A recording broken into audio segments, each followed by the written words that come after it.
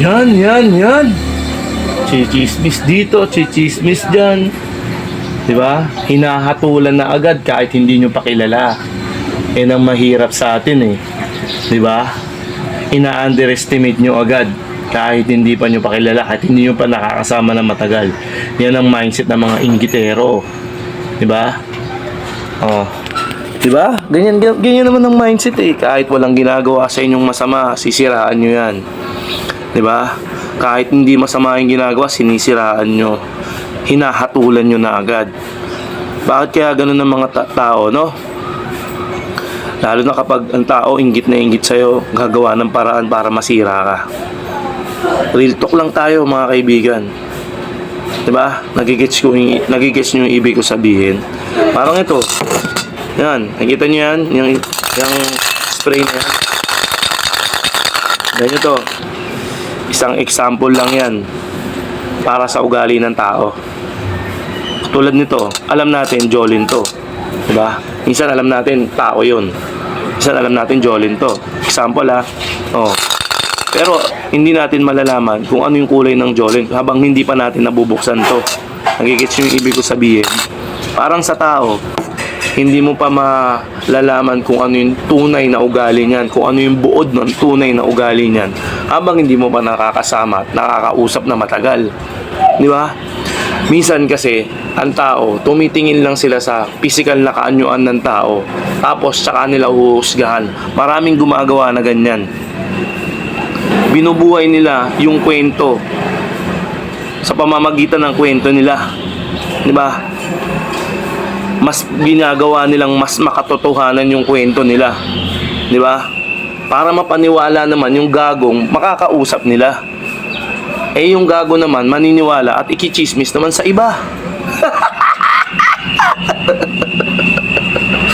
Di ba? Ganun na real talk eh. Nag-inuman. Pak, may dumaan. Pak. Oy, kilala mo ba yan si Gantoy? Maaga nagkaanak yan eh. Oy, kilala mo ba yan? Ay na, barumbado yan eh. Pabalik-balik sa kulungan yan eh. Diba? Utang ina, sentensyado na. Nahusgahan na. Kahit hindi pa alam kung ano yung talagang tunay na ugali niyan, kung ano talagang tunay na pamumuhay niya, kung ano yung takbo ng tunay ng takbo ng buhay niyan. Nahusgahan agad. Diba? Uy, si ganyan. Kilala mo ba yan si ganyan? Eh, may kasamang foreigner yan eh. Utang ina, hostess.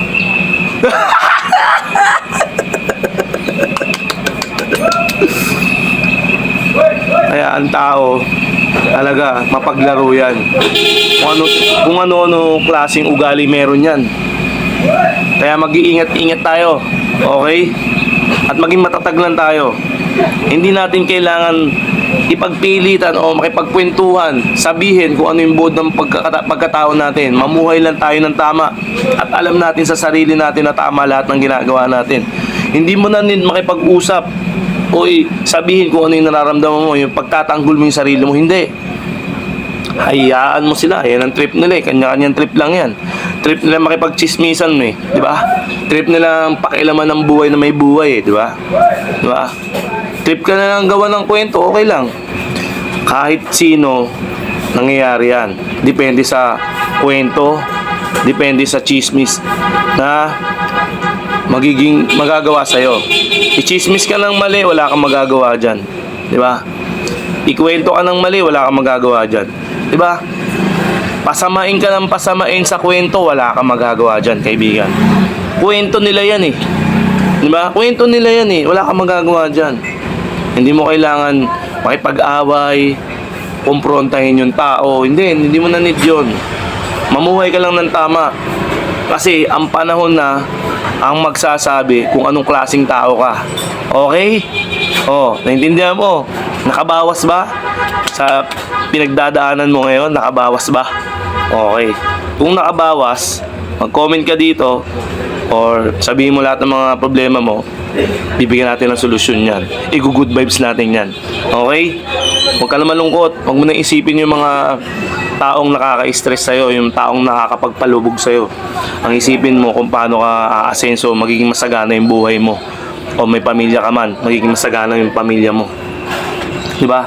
Kasi yan, kung lagi mong iisipin yan, makakadagdag yan sa ano mo sa vibes mo Kailangan maganda lagi, araw-araw ka, vibes ng vibes. Good vibes ka ng good vibes, okay? Okay, maraming salamat sa panonood mo.